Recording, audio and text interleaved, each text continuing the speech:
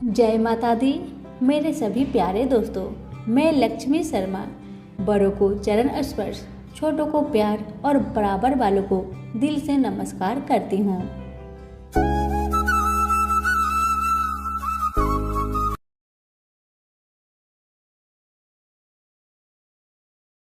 आज की वीडियो में आप सभी सुनेंगे बृहस्पतिवार की व्रत कथा। कथा अच्छी लगे तो लाइक शेयर जरूर करें।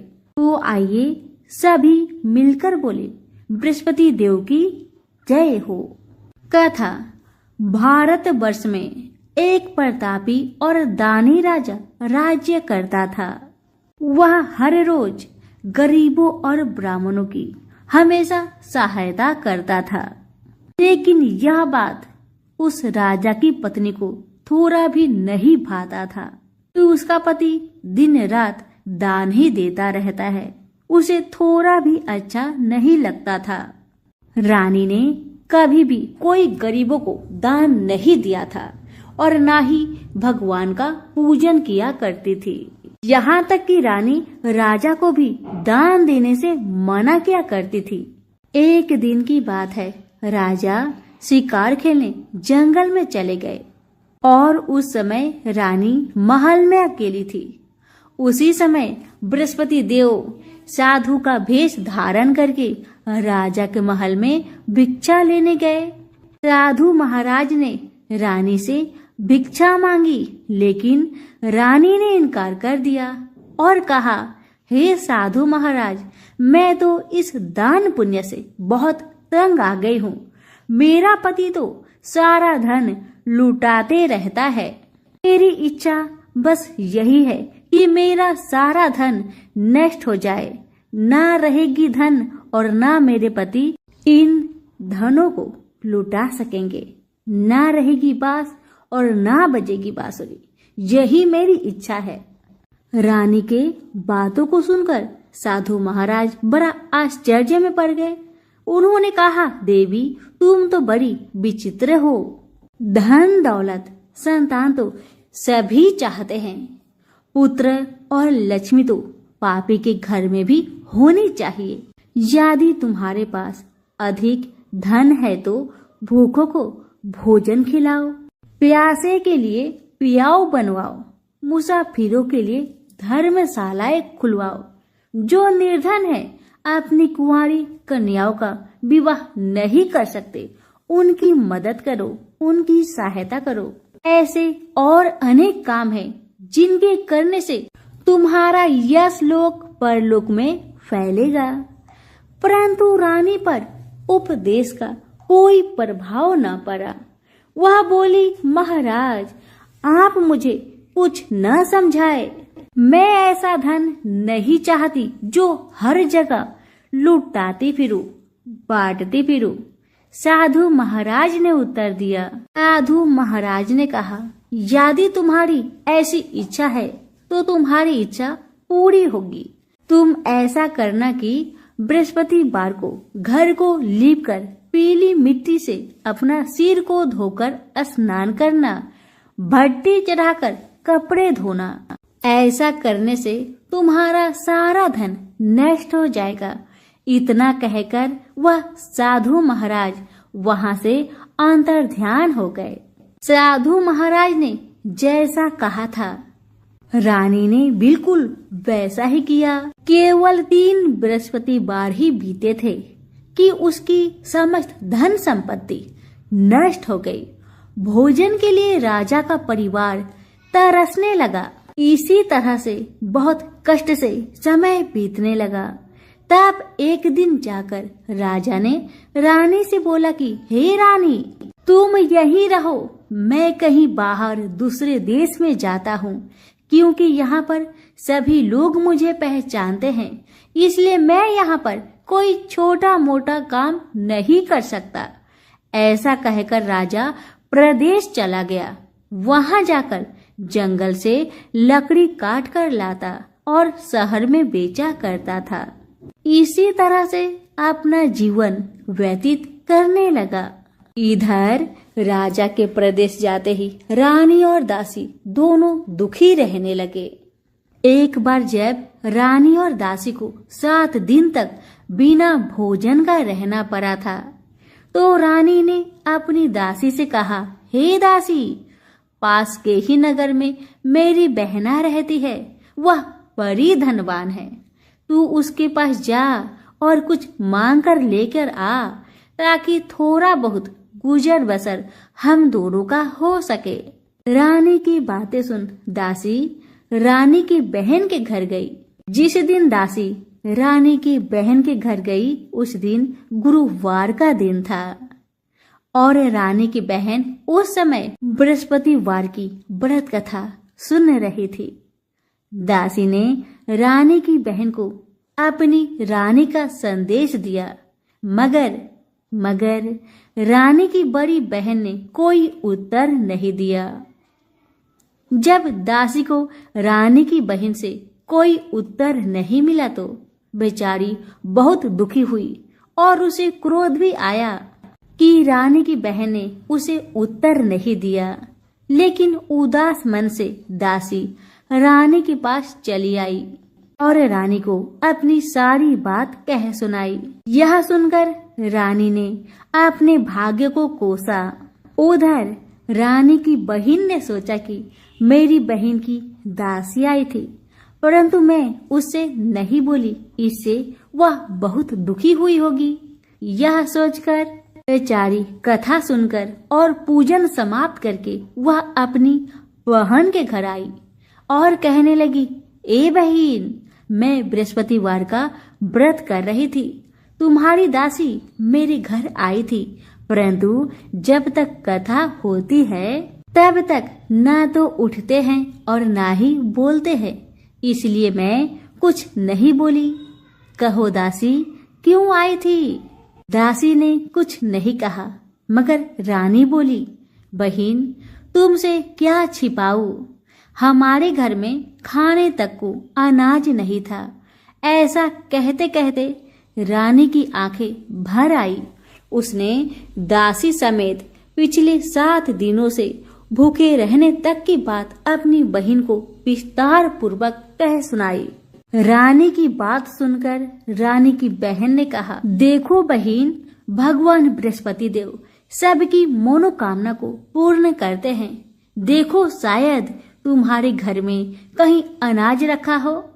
पहले तो रानी को इस बात का थोड़ा भी भरोसा नहीं हुआ, पर बहन के आग्रह करने पर उसने अपनी दासी को घर के अंदर भेजा तो सचमुच अनाज से भरा एक घड़ा मिल गया। यह देखकर दासी को बड़ा हैरानी हुई। अब दासी कहने लगी रानी से, हे रानी, जब हमको भोजन नहीं मिलता तब हम क्या करते थे? व्रत ही तो करते थे। इसलिए क्यों ना इनसे व्रत की कथा और विधि पूछ ली जाए, ताकि हम भी व्रत कर सके।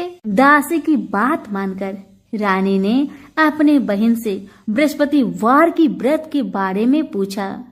उसकी बहन ने बताया, बहन, बृहस्पतिवार के व्रत में चने की दाल और मुनक्का से विष्णु भगवान का केले के जड़ में पूजन करे और दीपक जलाए और कथा भी सुने और पीला भोजन ही करना चाहिए। इससे बृहस्पति देव प्रसन्न होते हैं।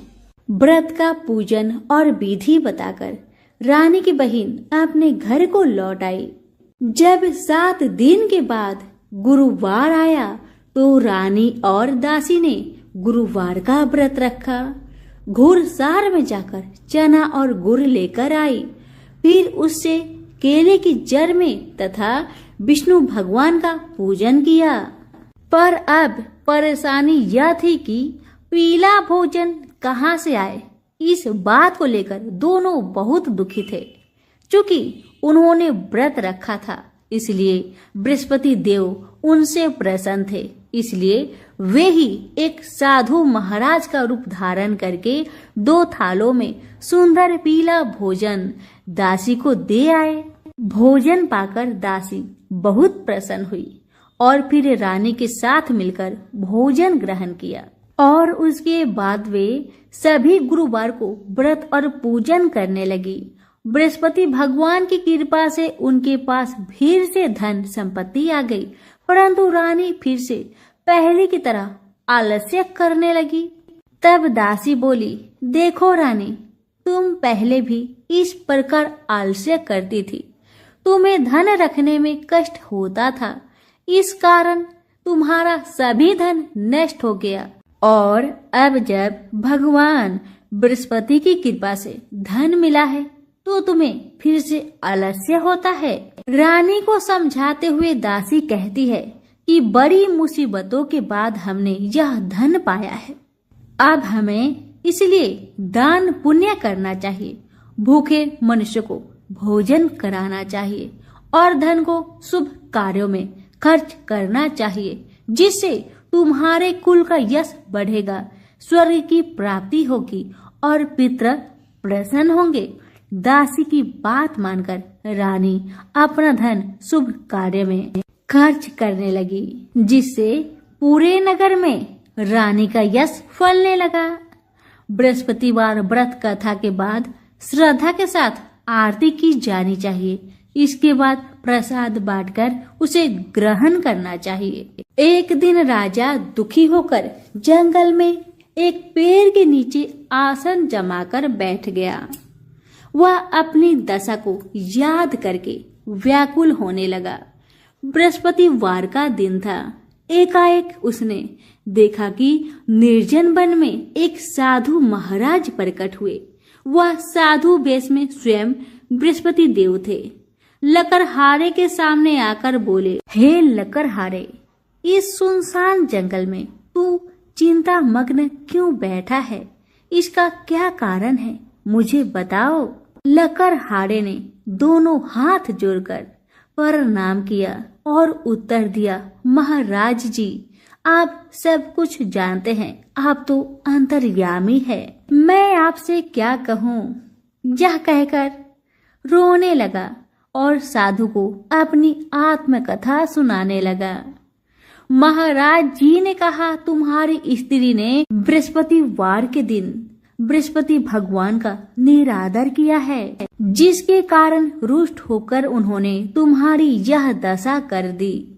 अब तुम चिंता को दूर करके मेरे कहने पर चलो तो तुम्हारे सब कष्ट दूर हो जाएंगे और भगवान पहले से भी अधिक संपत्ति देंगे। तुम बृहस्पति के दिन कथा किया करो।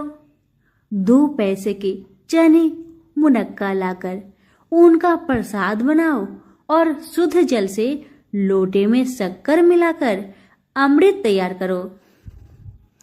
कथा के पश्चात अपने सारे परिवार और सुनने वाले प्रेमियों में अमृत व प्रसाद बांटकर आप भी ग्रहण करो। ऐसा करने से भगवान तुम्हारी सब मनोकामनाएं पूरी करेंगे। साधु महाराज के ऐसे वचन सुनकर लकड़हारा बोला, हे प्रभु, मुझे लकड़ी बेचकर इतना पैसा नहीं मिलता जिससे मैं भोजन के उपरांत कुछ भी बचा सकूं। मैंने रात्रि में सपने में अपनी स्त्री को व्याकुल देखा है। मेरे पास कुछ भी नहीं जिससे मैं उसकी खबर मंगा सकूं। साधु ने कहा, हे लकड़हारे, तुम किसी बात की चिंता मत करो। बृहस्पति के दिन तुम रोजाना की तरह लकड़ियां लेकर शहर को जाओ। तुमको रोज से दुगुना धन प्राप्त होगा, जिससे तुम भली भांति भोजन कर लोगे तथा बृहस्पति भगवान की पूजा का सामान भी आ जाएगा। इतना कहकर साधु महाराज अंतर ध्यान हो गए। धीरे धीरे समय बीतने लगा, पर फिर वही बृहस्पतिवार का दिन आया।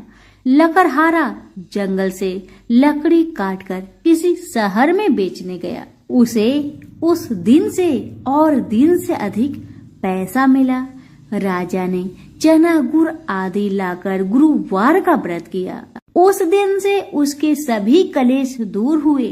परंतु जब दोबारा गुरुवार का दिन आया तो बृहस्पतिवार का व्रत करना भूल गया।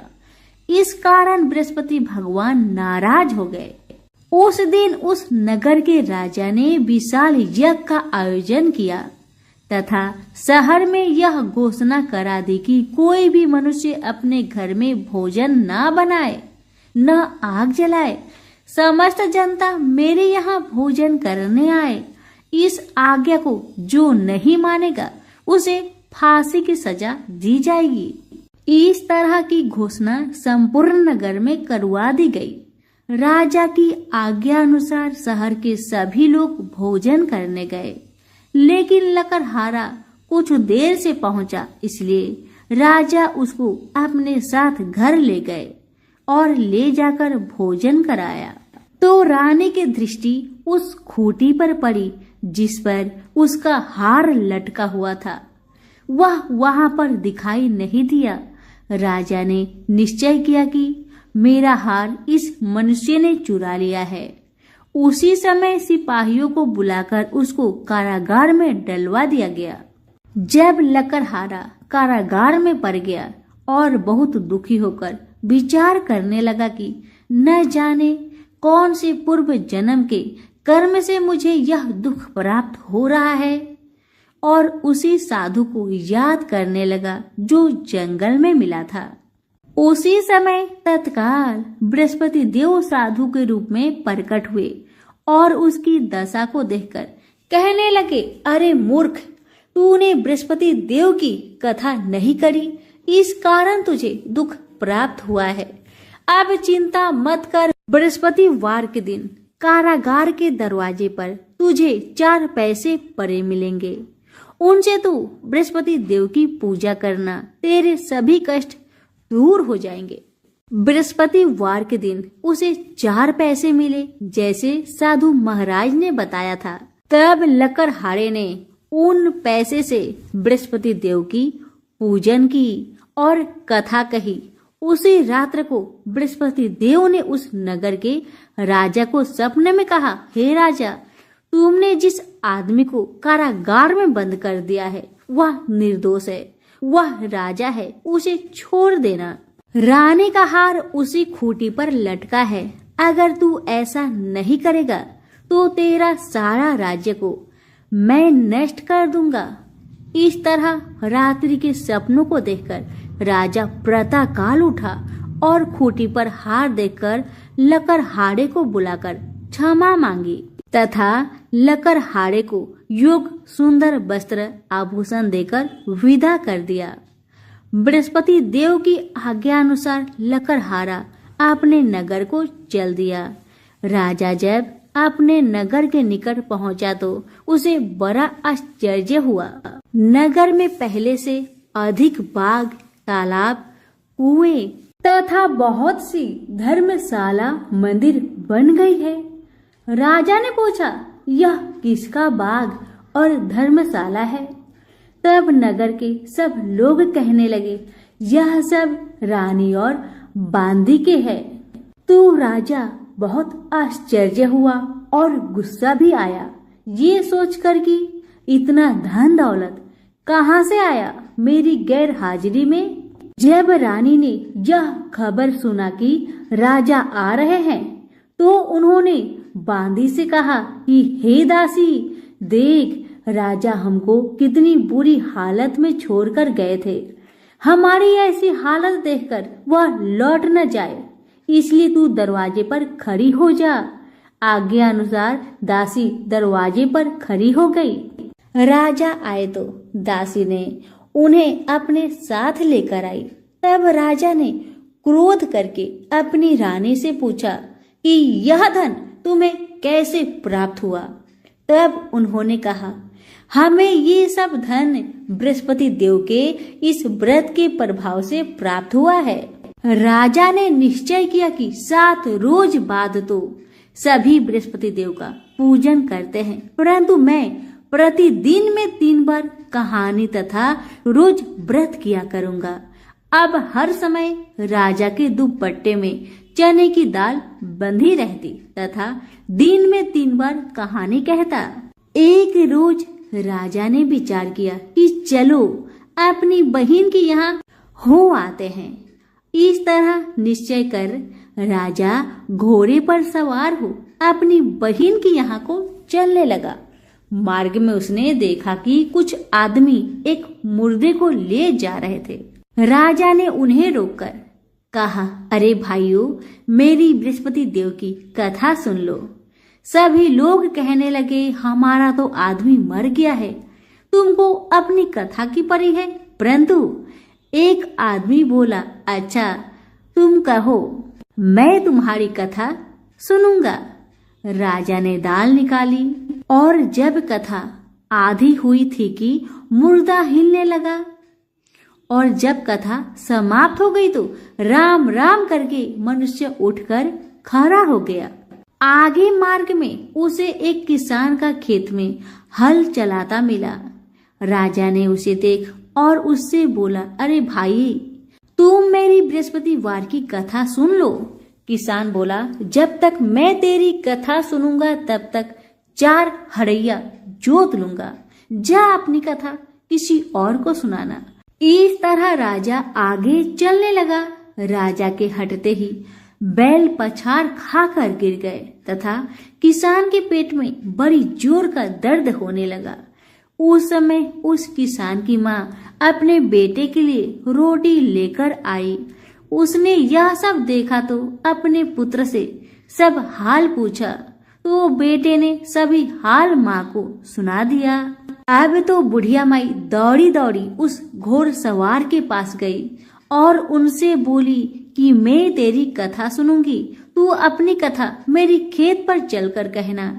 राजा ने बूढ़ी माई के खेत पर जाकर कथा कही, जिससे सुनते ही वह बैल उठकर खड़ा हो गया तथा किसान के पेट का दर्द भी ठीक हो गया। राजा अपनी बहन के घर पहुंचा। बहन ने अपनी भाई की खूब खातिरदारी की। दूसरे रोज प्रातःकाल राजा जागा तो वह देखने लगा कि सब लोग भोजन कर रहे हैं। राजा ने अपनी बहन से कहा, ऐसा कोई मनुष्य है जिसने भोजन नहीं किया हो और जो मेरी बृहस्पतिवार की कथा सुन ले। बहन बोली, हे भैया, यह देश ऐसा ही है कि पहले यहाँ लोग भोजन करते हैं, बाद में अन्य काम करते हैं। अगर कोई पड़ोस में हो तो देख आओ। वह ऐसा कहकर देखने चली गई, परंतु उसे कोई ऐसा व्यक्ति नहीं मिला जिसने भोजन ना किया हो। आता वह एक कुम्हार के घर गई, जिसका लड़का बीमार था। उसे मालूम हुआ कि उनके यहाँ 3 रोज से किसी ने भोजन नहीं किया है। रानी ने अपने भाई की कथा सुनने के लिए कुम्हार से कहा। वह तैयार हो गया। राजा ने जाकर बृहस्पतिवार की कथा कही, जिसको सुनकर उसका लड़का ठीक हो गया। अब तो राजा की प्रशंसा होने लगी। एक रोज राजा ने अपनी बहन से कहा कि हे बहन, हम अपने घर को जाएंगे, तुम भी तैयार हो जाओ। राजा की बहन ने अपनी सास से कहा। सासू माँ ने कहा, हाँ चली जाओ, परंतु अपने लड़के को मत ले जाना, क्योंकि तेरा भाई का कोई औलाद नहीं है। बहन ने अपने भैया से कहा, हे भैया, मैं तो चलूंगी पर कोई बालक नहीं जाएगा। राजा बोला, जब कोई बालक नहीं चलेगा तब तुम ही क्या करोगी जाके। बड़े दुखी मन से राजा अपने नगर को लौट आया। राजा ने अपनी रानी से कहा, हम निर्वंशी है, हमारा मुंह देखने का धर्म नहीं है और कुछ भोजन आदि नहीं किया। रानी बोली, हे प्रभु, बृहस्पति देव ने हमें सब कुछ दिया है, वह हमें औलाद अवश्य देंगे, आप भरोसा रखे।